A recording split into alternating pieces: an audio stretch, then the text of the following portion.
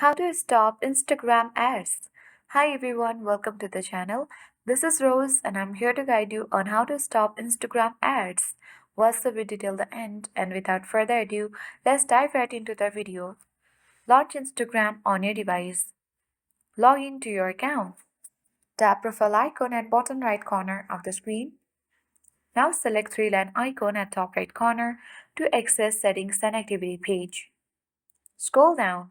Under How you use Instagram, select Notifications. Scroll down. Now select From Instagram. You will get different options such as reminders, product announcement, ads, support requests, and trending places.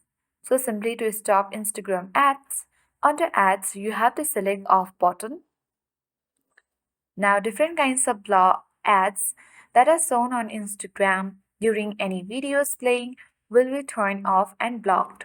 So that is how we stop Instagram ads and can watch any videos or photos without any interruptions. So that's all. Hope this video helped you. If you are new to our channel, hit the like button and subscribe.